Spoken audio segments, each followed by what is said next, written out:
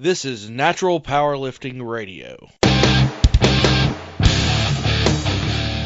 You're listening to Iron Boy Talk, a drug-free strength and powerlifting podcast with Keith Payne and Rob Wess. Well, let's talk about the novice lifter. I believe our novice division is a little bit different from most organizations because it kind of morphed and evolved through the years. Right. We basically let newcomers to the sport or folks that hadn't been to a meet before, they are allowed to use a t-shirt and wear shorts, and they don't have to start out with a singlet.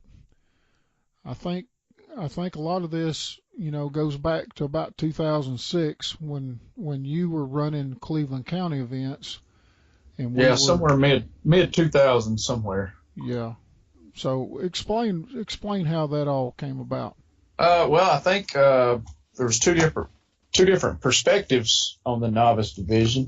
I believe you were already thinking about it, putting it together into the IBP, and that's when we kind of came together. But I was trying to run some local only back of the gym competitions, and it was catching on pretty good.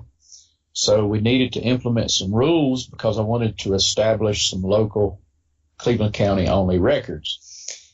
And Cleveland County had never had any kind of organized powerlifting competitions, specifically drug-free. So this was catching on pretty good, and we needed to make it legit. So we adapted the IBP rules and regulations, and that's how we kind of merged our ideas together, and the novice division was born because all the Cleveland County lifters were allowed to lift in shorts, athletic shorts, and T-shirts as opposed to a singlet, because this was a low entry fee type stuff we were doing.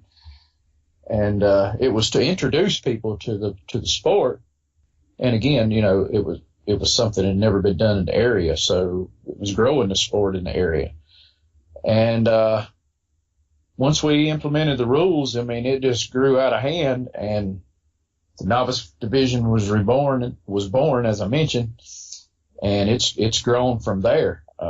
We still allow lifters to compete in athletic shorts and T-shirt, so they don't have the cost of a singlet. Belt is optional. We have pure raw divisions. So that's basically what the novice division is, but it has grown tremendously, and I think we're the only federation that offers a legit novice division. Yeah, I believe that's so. That's pretty interesting because we probably have more new incoming powerlifters than any organization, especially in the Carolinas, because right. we don't, force people to go out and try to find a singlet and try to match up their apparel to folks that have been lifting for years. They can just come in, make a decision on Monday that they're going to lift on Saturday, and come on in and lift.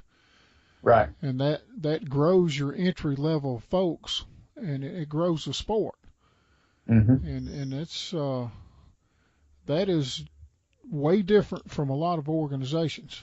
All along we've let teenagers, use shorts and a T-shirt, and right. We hopefully we can get those folks acclimated to the meets at least, and once they come to a meet, it kind of grows on them. Oh yeah, and we've seen that happen. But also we should mention too that our novice division does offer all the weight classes that are in the open and other divisions. So all the weight classes are there, and we do maintain records for all the weight classes in the novice division separately from the other divisions.